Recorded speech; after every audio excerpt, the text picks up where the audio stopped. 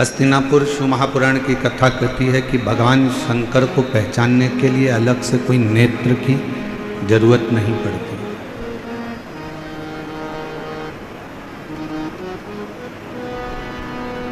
भगवान शिव को अगर जानना है, भगवान शंकर को अगर पहचानना है तो कोई अलग से नेत्र लगाने की जरूरत नहीं है। शिव को जानने के लिए, शंकर भगवान को पहचानने के लिए अपने भीतर के जो मन के नेत्र हैं, उन नेत्रों के माध्यम से हम शिव को पहचान सकते, भगवान शंकर को जान सकते।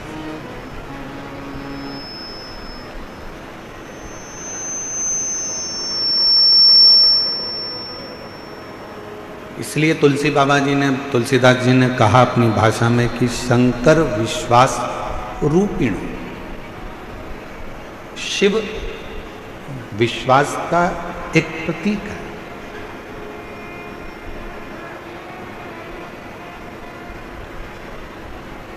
अब जरा ईमानदारी से बोलना, दिल्ली की मेरी जीजियों, दिल्ली के मेरे जीजाओं, बहुत सावधानी से विचार करना, दिल से, हृदय से उस बात का स्मरण करिएगा कि आज के जमाने में भाई भाई पर विश्वास नहीं करता,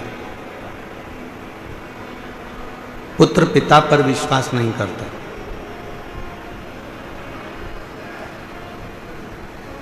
कोई रिश्ते, कोई नाते आपस में एक दूसरे पर विश्वास नहीं करता।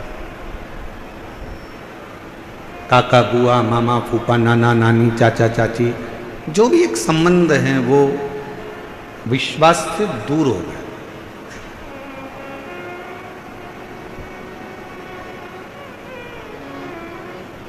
अब उस बीच में जब किसी पर विश्वास ही नहीं रहा जाए, विश्वास ही नहीं करा जाए, उस बीच में आपके दिल में, आपके मन में शंकर जी के एक लोटे जल के प्रति जो विश्वास आपका जागृत हुआ है, वही विश्वास आपके जीवन के सारे दुखों को समाप्त कर देता है और शिव से मिलाने का प्रयास करता है।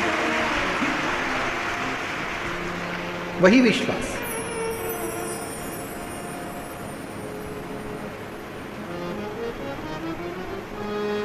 आप किसके अधीन चल रहे हैं?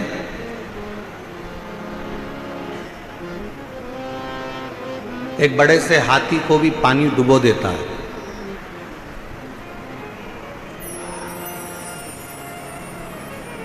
पूरा भरा हुआ तालाब है, समुद्र है, और हाथी उसके अंदर चले गया तो हाथी डूब जाएगा।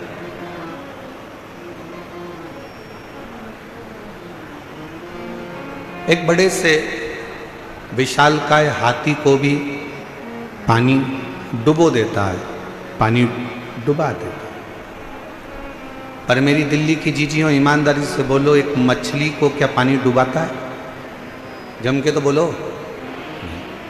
मछली को पानी डुबोता नहीं है। उस पानी में हाथी गया, विशालकाय हाथी को पानी डुबो देता है। कोई विशालकाय शरीर पानी में चला गया तो पानी उसको डुबो देता है, पर मछली को पानी कभी डुबोता नहीं। क्यों नहीं डुबोता? क्योंकि मछली ने पानी की शरणागति ग्रहण कर ली।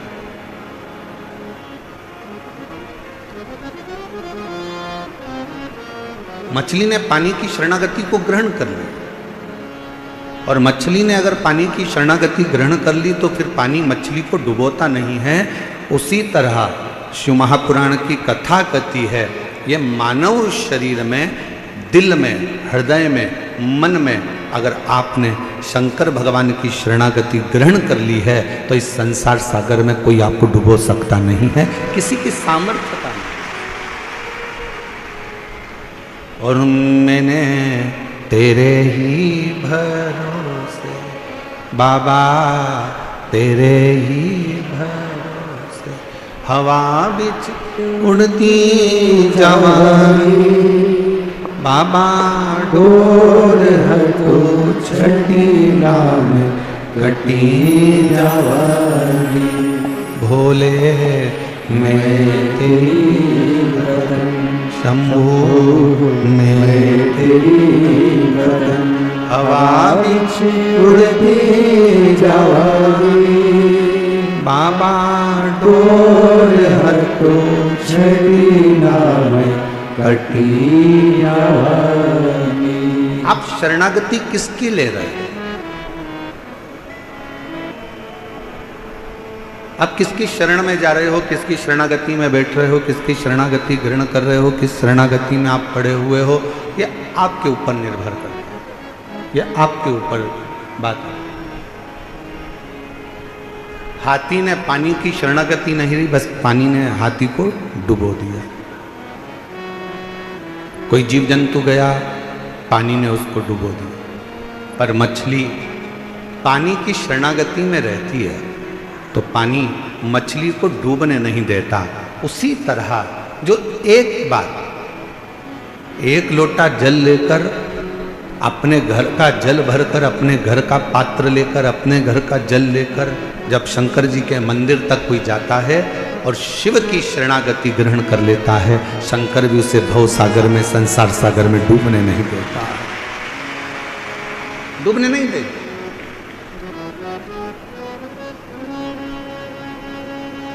एक बड़ा सुंदर प्रसंग आता है, हस्तिनापुर शिव महापुराण की कथा आप लोग श्रवण कर रहे हैं, निरंकारी मैदान दिल्ली में स्मरण करिएगा।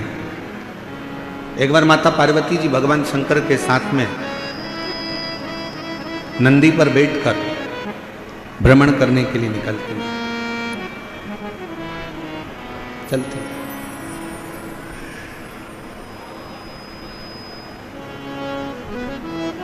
आज माता पार्वती जी की चित्तवृत्ति में थोड़ा सा मन में उमंग उत्पन्न हो गया था, तो कुछ गुनगुना रही थी। कभी कभी पत्नियां बैठकर कहीं बैठी हुई हैं, उनका मन अगर अच्छा है, हृदय अगर अच्छा है और मन अगर आनंद में है तो वो भी थोड़ा थोड़ा गुनगुना लेते।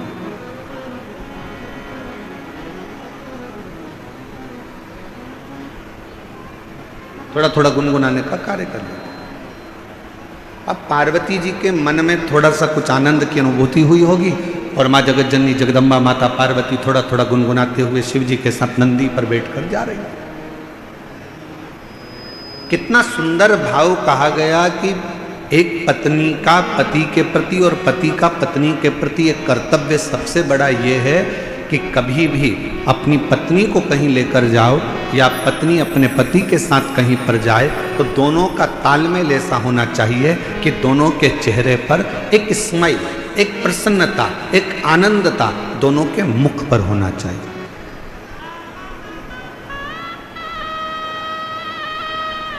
दोनों के चेहरे पर एक प्रसन्नता का लक्षण, थोड़ा सा भाव प्रसन्नता का सम्मुख में प्रकट। पर आज का जमाना बड़ा विचित्र है। 10 मिनट के लिए, वैसे तो दिल्ली जैसे शहर में तो हम कल देखे कि कल हमको एक कार्यक्रम में जाना था, तो हमने देखा कि हमको तो यहाँ ऐसा लगता है कि लोग शादी में जाते होंगे, मान लो 9 बजे रात्रि को शादी चालू हो रही है और 9 बजे इनको शादी में पहुँचना है तो 6 बजे से घर से निकलते होंगे। दिल्ली की स्थिति जो देखी है उसके हिसाब से बता रहा। और 6 बजे से घर से निकलते होंगे, 15 मिनट की शादी अटेंड करना रहती है, आधे घंटे की शादी अटेंड करना रहती है और 2 घंटे पहले निकलना पड़ता है और 2 घंटे वापस आने में लग जाते हैं और आधे घंटे की शादी अटेंड करी। पूरा समय इतनी देर में तो हमारे यहाँ अगर हो तो हम सीहोर से इंदौर घूमकर वापस आ जाए।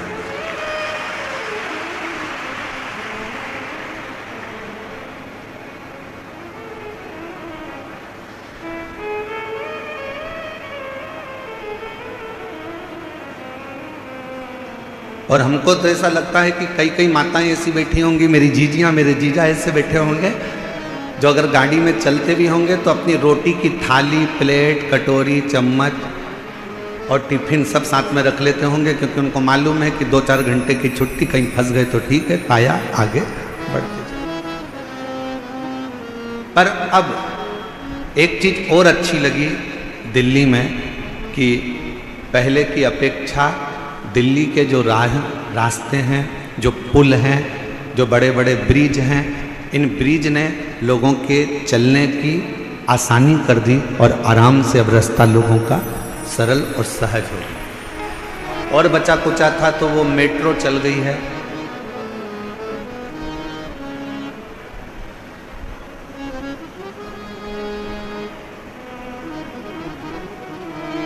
अच्छा, मेट्रो भी अपने को सिखाती है, नीचे चलती नहीं, ऊपर चलती है। और जो थोड़ा सा ऊपर बढ़ा, मेट्रो में बैठा, मेट्रो ने आपको मंजिल तक छोड़ दिया। शिव महापुराण भी यही कहती है, थोड़ा सा भक्ति का बल ऊंचा करिए तो आप शंकर जी की कृपा से आपकी मंजिल तक पहुंचने में देरी नहीं होगी। वो भी कर, वो भी कर।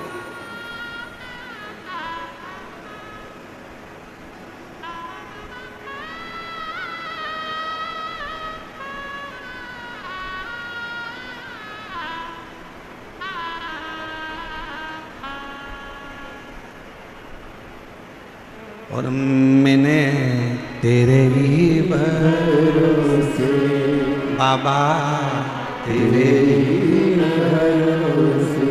पार्वती जी और शिव जी दोनों नंदी पर बैठे हैं। पार्वती जी गुनगुनाती हुई आगे बढ़ रही हैं। हृदय में ये उमंगता होना चाहिए, हृदय में ये उत्साह होना चाहिए, हृदय में ये आनंद होना चाहिए। और पार्वती जी गुनगुनाती हुई जा रही थी। आज मां पार्वती जी ने देखा कि पूरा वीरान पड़ा हुआ है और एकांत तो कोई स्थल मिल गया। पार्वती जी ने शिव जी के हाथ जोड़े और शंकर जी को प्रणाम कर कर पार्वती जी ने उस स्थान पर रोक दिया। बाबा, थोड़ा नंदी को कहो ना रुकेगा, थोड़ा नंदी को बोलिए रुक जाएगा। नंदी को रोका।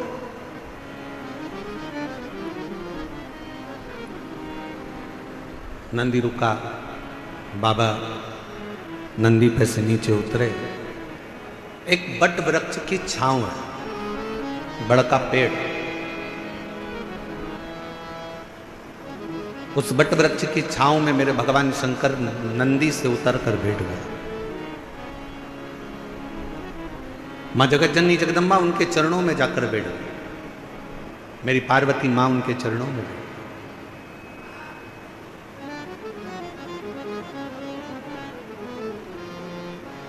चारों तरफ वीरान एकांत स्थल। शिवजी वट वृक्ष की छांव में बैठे थे और पार्वती जी ने भगवान शंकर को देखकर शिवजी का एक नाम यहाँ रख दिया। शंकर भगवान से कहा, आज आप एकांत में बैठे हो इसलिए आपका नाम एकांतेश्वर महादेव होगा। आप एकांत में बैठे। और हमने पहले भी कथा में कहा, शिव महापुराण की कथा पहले भी वर्णन करी है। कहीं मौका मिल जाए, कोई जंगल से आप निकल रहे हो, कोई राह से आप निकल रहे हो, कोई मार्ग से आप निकल रहे हो, अपने पास में पानी का बोतल रखा है, जल का पात्र रखा है और चलते चलते आप कोई एकांत स्थान से निकल कर जा रहे हो और आपको लगे कि कहीं पर एकांत में कोई शंकर जी का ओटला है, कोई शिव जी का स्थान है, कोई शंकर का शिवलिंग वहाँ पर रखा हुआ है, मन में आ जाए 2 मिनट के लिए गाड़ी रोककर, कोई जब नहीं हो, पूरा रास्ता जब सुना पड़ा हो, तब एकांत में अगर कोई शंकर का शिवलिंग मिल जाए तो अपने पास में जो जल रखा हो वो जल लेकर एक बार भगवान शंकर को एकांत में चढ़ाकर उससे अपने दिल की बात कर कर देखना। मेरा एकांतेश्वर महादेव आपके ऊपर कृपा जरूर जरूर करें। बोल बम का नारा है, सारी समस्या का हल। एकांतेश्वर महादेव करुणा जरूर करे, कृपा जरूर करेगा।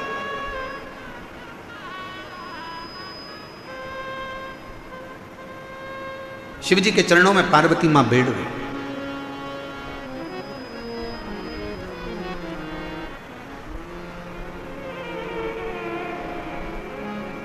और कितना सुंदर भाव कहा,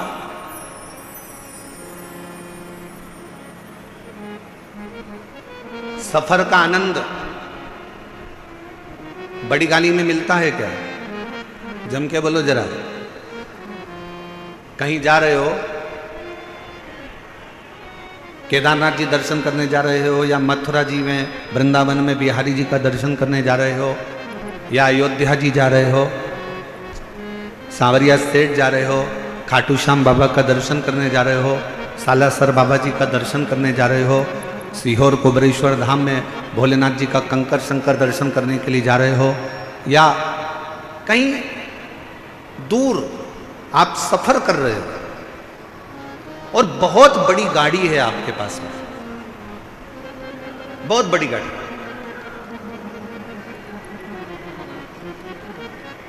अब इतनी बड़ी गाड़ी में बैठकर आप सफर कर रहे हो, ईमानदारी से बोलना, क्या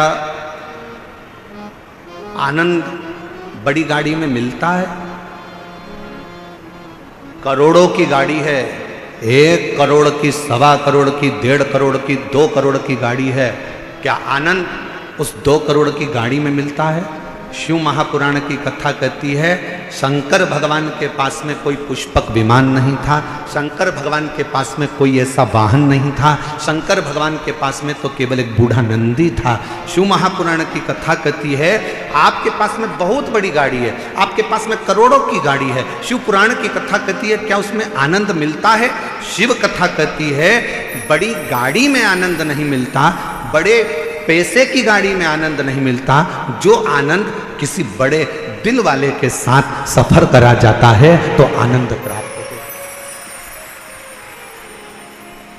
करोड़ों की गाड़ी है, मालूम पड़े पैसे की गाड़ी तो हो गई, बहुत महंगी गाड़ी है, बहुत पैसे की गाड़ी है, बहुत बड़ी गाड़ी है, और मालूम पड़े उस गाड़ी को लेकर जाने वाला व्यक्ति दिल का बड़ा नहीं है, मन का बड़ा नहीं है, जरा जरा सी बात में कचर कचर कर रहा है, थोड़ी थोड़ी सी बात में लड़ने बैठ गया, थोड़ी थोड़ी सी बात में झगड़ा करने बैठ गया, थोड़ी सी बात में विवाद करने बैठ गया। ईमानदारी से बोलो, वो करोड़ों की गाड़ी में तुम्हें सुख मिलेगा क्या?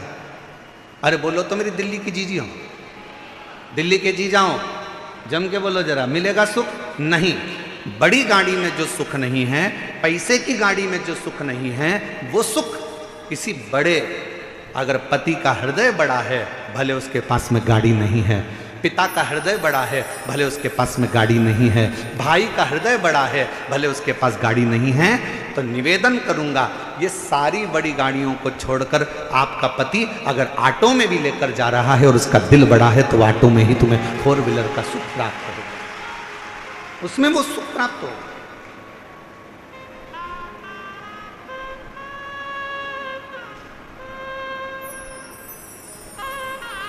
अब तुमने ढूंढी तो बड़ी गाड़ी, ले भी ली बड़ी गाड़ी, और मालूम पड़े वो आनंद ही नहीं आ रहा, क्योंकि जरा जरा सी बात में झगड़ा हो रहा है, जरा जरा सी बात में विवाद हो रहा है, जरा जरा सी बात में कोई ना कोई बात खराब हो रही है, तो सफर का क्या आनंद हो?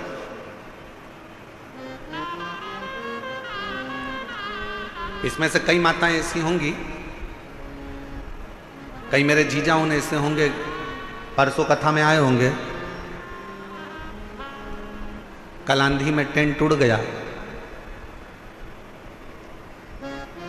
प्रशासन ने भी बड़ी मुस्तैदी से और कार्यकर्ताओं ने भी बड़ी मुस्तैदी से सब कार्य पुनः व्यवस्थित करा। अब इसमें से कई भाई ऐसे होंगे, कई बहन ऐसी होगी, एक कह रही होगी अब कथा तो कल शाम को चालू होगी, महाराज जी बोले 6 बजे से 9 बजे तक, चल अपन तो चल।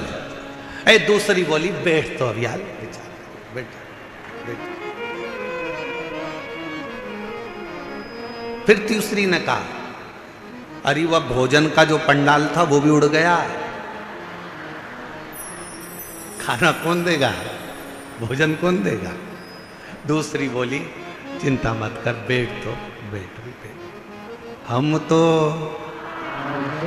बाबा के भरोसे चलते हैं, हम तो बाबा के भरोसे चलते हैं, दुनिया वाले जलते हैं, ये दुनिया वाले जलते हैं, हम तो बाबा के भरोसे चलते हैं, डमरू वाले के भरोसे चलते हैं, काशी वाले के भरोसे चलते हैं, हम तो बाबा के भरोसे चलते हैं, हम हम तो बाबा के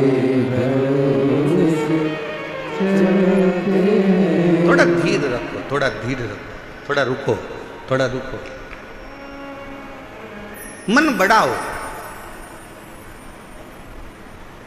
बंगला बड़ा होने से कुछ नहीं होता, गाड़ी बड़ी होने से कुछ नहीं होता, व्यापार बड़ा होने से कुछ नहीं होता।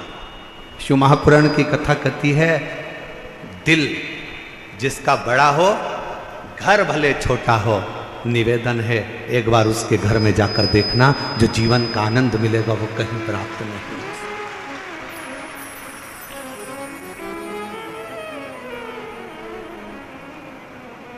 और आज एक बात और कहना चाहेंगे, दिल्ली की इस पवित्र हस्तिनापुर शिव महापुराण की कथा में कोई आपसे कहे कि मेरी पहचान उससे है, कोई आपसे कहे कि मेरी पहचान उससे है, कोई आपसे कहे कि मेरी पहचान उससे है, भरोसा मत करना। अगर कोई ऐसा मिल जाए तुम्हारी जिंदगी में, वो कह दे मेरी पहचान मेरे शंकर से है, तो भरोसा कर लेना कि वो शिव का। एकांत में बैठी है मां पार्वती मैया ने भगवान शिव जी से विनय करा, निवेदन करा, प्रार्थना करी, विनय करा। और एक प्रश्न माता पार्वती जी ने भगवान शिव जी से पूछ लिया, एक प्रश्न। आज पार्वती जी ने भगवान शंकर से एक प्रश्न पूछा कि भोले बाबा ये बताओ,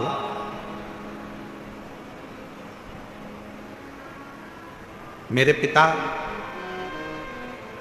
हिमालय राज नारायण का स्मरण करते हैं, मेरी माता नारायण का स्मरण करती हैं, मेरा भाई नारायण का स्मरण करते हैं।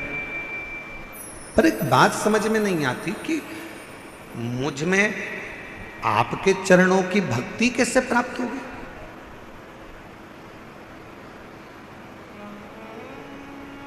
मेरा पूरा घर नारायण का भगत है, मेरा पूरा परिवार नारायण का भगत है, पर मेरे दिल में शिव के प्रति भक्ति कैसे जागृत हो, शंकर जी के प्रति विश्वास कैसे जागृत हो,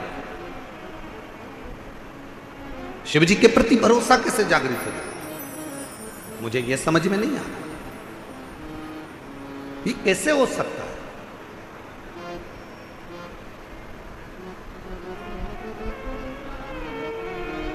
ये कैसे होगा? शंकर भगवान मौन होकर बैठे रहे, स्तुप्त एकदम शांत। भगवान शिव थोड़ी देर बैठे रहे और फिर निवेदन करेंगे, कहीं एकांतेश्वर महादेव आपको दिख जाएं। आपने जल चढ़ाया, जल भी नहीं है, बेलपत्र जो शिव जी पे चढ़ी है उसी को उठाकर फिर चढ़ा दिया, वो भी नहीं है। तो एकांतेश्वर महादेव को देखकर अगर आप एकांत में 2 क्षण शिव जी के साक्षी में, शंकर भगवान के सम्मुख में अगर बैठ गए और अपने दिल की बात, श्री शिवाय नमस्तु, श्री शिवाय नमस्तु, श्री शिवाय नमस्तु, श्री शिवाय नमस्तु। एकांत में बैठकर अगर आपने भगवान शंकर के मूल मंत्र का जाप कर कर अगर अपने दिल की बात भगवान देवाधिदेव महादेव से अगर कह दी, तो निश्चित है कि मेरा शिव आपके हृदय की बात को स्वीकार कर कर आपकी झोली खुशियों से जरूर भर देगा। एकांतेश्वर महादेव, कौन से महादेव? जम के बोलो जरा। एकांतेश्वर महादेव, जो एकांत में,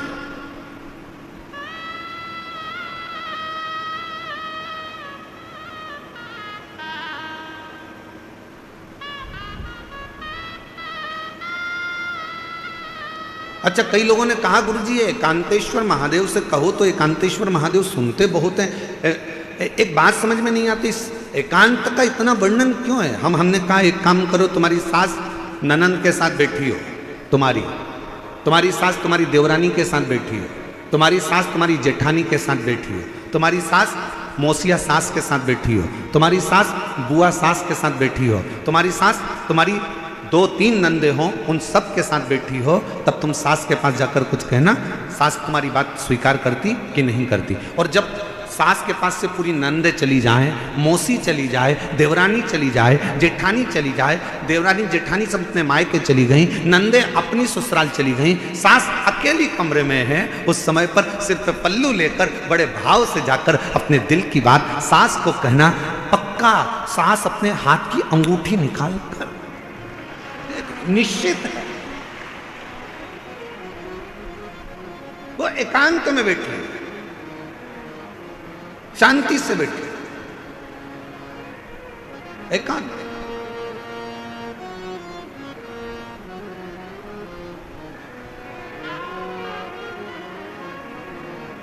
कभी एकांत में बैठे भगवान शिव जी से प्रार्थना करिए, जैसे पार्वती जी कर रही है। पार्वती जी ने कहा मुझे समझ में नहीं आया, मेरे पिताजी नारायण के भगत हैं, मेरी माता नारायण की भक्ति करती हैं, मेरा भाई नारायण की भक्ति करता है, पर मुझ में ये शिव तत्व, ये भगवान शंकर के प्रति अविरल भक्ति, मेरे को भगवान शंकर के प्रति विश्वास, मेरे मन में ये शिव जी के प्रति भरोसा कैसे जागृत हो गया, कैसे? जरा आप भी विचार करिएगा। कई माताएं अपने मन पर विचार करिएगा कि आपके घर में भी किसी के घर में कोई की सेवा होती है, किसी के घर में नारायण की सेवा होती है, किसी के घर में राम जी की सेवा होती है, किसी के घर में कृष्ण की सेवा होती है, किसी के घर में जगत जननी जगदम्बा की सेवा होती है, किसी के घर में दत्त की सेवा होती है, किसी के घर में गुरु की सेवा होती है, किसी के घर में कोई सेवा होती है। पर आप शंकर जी से कैसे जुड़ गए? आप शंकर जी पर कैसे भरोसा कर लिए? आप शिव जी पर कैसे भरोसा कर लिए? आप शिव जी पर कैसे विश्वास कर लिए? तब आपको अभी का अनुभव नहीं होगा तो बाद में कभी ना कभी मालूम पड़ेगा कि ये आज का नहीं है। भगवान शंकर ने कहा पार्वती तू पूछ रही है कि तेरे पिता नारायण को भजते हैं, तेरी माँ नारायण को भजती हैं, तेरे भाई नारायण को भजते हैं और मैं शिव जी की भक्ति में कैसे लग गई? तो सुन पार्वती,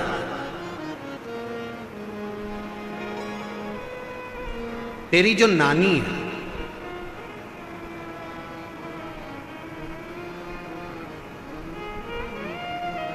शंकर जी की नानी सास, पार्वती जी की नानी, क्या नाम था उनका? बोलो बोलो जल्दी से बोलो, ओ दिल्ली वाले। अब दिल्ली वाले कहेंगे गुरुजी हमें तो पड़ोसन का नाम नहीं मालूम, तुम शंकर जी की नानी का नाम पूछ रहे हो, पार्वती जी की। पार्वती जी की नानी का नाम क्या है? सुधा। क्या नाम है? सुधा।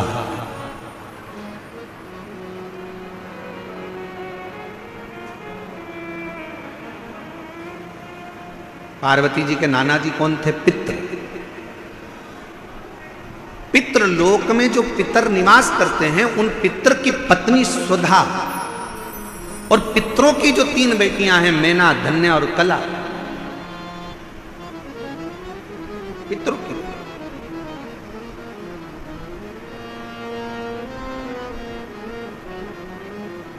तो पार्वती जी की नानी का नाम क्या है? सुधा।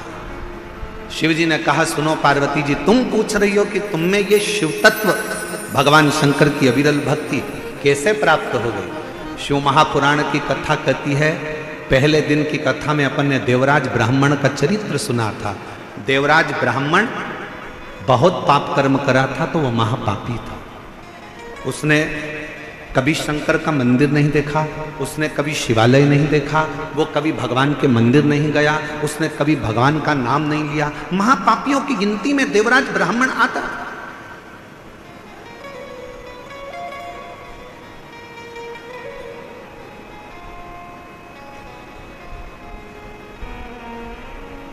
कोई पूर्व का कर्म अच्छा होगा तो ब्राह्मण के घर में जन्म ले लेगा। ब्राह्मण के घर में जन्म लेने के बाद भी ब्राह्मण कर्म नहीं कर पाए। और फिर निवेदन है भाई कि मत बुरे कर्म कर बंदे वरना पछताएगा, भगवान की आंखों से तू बच नहीं पाएगा, तू तू बच नहीं पाएगा। अरे ओ अज्ञानी मत करना, अरे ओ अज्ञानी मत करना, तेरे कर्म का फल तू ही पाएगा, जैसा किया तूने तेरे आगे आएगा। मत बुरे कर्म कर वरना पछताएगा, भगवान की आंखों से तू बच नहीं पाएगा, तू बच नहीं पाएगा। अरे हो अज्ञानी मत करना। शिव पुराण की कथा कहती है बुखार में चक्कर आएंगे तो कोई हाथ पकड़ने वाला मिल जाएगा।